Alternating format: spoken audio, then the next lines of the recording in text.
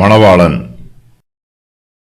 அப்பொழுது பரலோக ராஜ்யம் தங்கள் தீவெட்டிகளை பிடித்துக்கொண்டு மணவாளனுக்கு எதிர்கொண்டு போக புறப்பட்ட 10 கன்னிகைகளுக்கு ஒப்பாயிருக்கும்.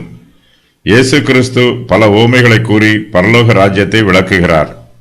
அவருடைய ஓமைகளில் சில பரலோக ராஜ்யம் இப்போது எப்படி இருக்கும் என்பதையும், வேறு சில ஓமைகள் அது வருங்காலத்தில் எப்படி இருக்கும் என்பதையும் விளக்குகிறது. தேவனுடைய ரகசியங்களை இயேசு கிறிஸ்து தமது பிள்ளைகளுக்கு வெளிப்படுத்துகிறார். தேவனுடைய ரகசியம் முடிவு பெறும்போது தேவனுடைய ராஜ்யம் பிதாவிடத்தில் ஒப்புக் கொடுக்கப்படும். பரலோக ராஜ்யத்தை விவரிப்பதற்கு கல்யாணத்தில் நடைபெறும் ஒரு சம்பவத்தை இயேசு கிறிஸ்து இங்கு விவரிக்கிறார். யூதர்களுடைய சமுதாய வாழ்வில் கல்யாணம் ஒரு முக்கியமான அம்சம். கல்யாண வேளையின் போது மணவாளன் தன் தோழரோடு வருவார். மணவாட்டியின் வீட்டிற்கு இரவு வேளையில் பிந்தி வருவார். மணவாட்டி மணவாளனை தன் தோழிமாரோடு வரவேற்பாள். மணவாளன் மணவாட்டியின் வீட்டிற்கு அருகில் வரும்போது மணவாட்டியின் தோழிகள் தங்கள் கைகளில் தீவெட்டிகளை எடுத்துக்கொண்டு மணவாளனை வரவேற்பார்கள். மணவாட்டியின் வீட்டிற்கு மணவாளனை அழைத்து வருவார்கள். இது யூத சமுதாயத்தில் திருமண நிகழ்ச்சியின் போது நடைபெறும் சம்பவமாகும். நம்முடைய கர்த்தராகிய இயேசு கிறிஸ்து மணவாளனாக இருக்கிறார். சபையானது அவருடைய மணவாட்டியாக இருக்கிறது. மணவாளன் மணவாட்டியாகிய தம் சபையின் மீது மிகுந்த அன்பு வைத்திருக்கிறார். உண்மையுள்ள மாறாத உடன்படிக்கையை மணவாளன் தம் மணவாட்டியாகிய சபையோடு செய்திருக்கிறார். இந்த ஓமையில் கூறப்பட்டிருக்கும் கன்னிகைகள் சபையில் உள்ள விசுவாசிகள் ஆவார்கள்.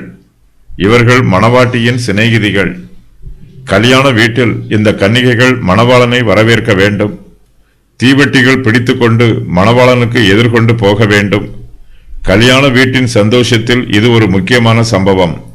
மணவாளன் வரும்போது இந்த கன்னிகைகள் எல்லாம் அவரை வரவேற்பதற்காக காத்திருக்கிறார்கள். இயேசு கிறிஸ்துவின் விசுவாசிகளாகிய நாமும் கிறிஸ்துவுக்கு பணிவிடை ஊழியம் செய்ய வேண்டும். அவரை நமது ஊழியத்தின் மூலமாக கனப்படுத்தி மகிமைப்படுத்த வேண்டும். அவருடைய பரிசுத்த நாமத்தை உயர்த்த வேண்டும். உயர்த்தப்பட்ட இயேசு கிறிஸ்துவை நாம் துதிக்க வேண்டும். 10 கன்னிகைகளும் தீவெட்டிகளை பிடித்துக்கொண்டு மணவாளனுக்கு எதிர்கொண்டு போவது போல நாமும் இயேசு கிறிஸ்து வரும்போது நமது துதிகளையும் ஸ்தோத்திரங்களையும் உயர்த்தி மணவாளனாகிய இயேசு கிறிஸ்துவுக்கு எதிர்கொண்டு போக வேண்டும். மணவாளனுடைய வருகையை இந்த கன்னிகைகள் எதிர்பார்த்து காத்திருக்கிறார்கள். அதுபோலவே இயேசு கிறிஸ்துவின் 2ஆம் வருகையை நாமும் எதிர்பார்க்க வேண்டும். கிறிஸ்தவ மார்க்கத்தில் கிறிஸ்துவின் 2ஆம் வருகையை பற்றிய உபதேசம் மிகவும் முக்கியமான உபதேசமாகும். நம்முடைய ஆவிக்குரிய ஜீவியம் முழுவதும் கிறிஸ்துவின் 2ஆம் வருகையோடு தொடர்பு கொண்டிருக்கிறது. மணவாளனுக்கு எதிர்கொண்டு போகும்போது கன்னிகைகள் தங்கள் கைகளில் தீவெட்டிகளை பிடித்திருக்க வேண்டும். தீவெட்டிகளை பிடித்திருப்பது மணவாளனை கனப்படுத்துவதற்கும் அவருக்கு ஊழியம் செய்வதற்கும் அடையாளம். கிறிஸ்துவின் பிள்ளைகளாகிய நாம் வெளிச்சத்தின் பிள்ளைகளாக இருக்கிறோம்.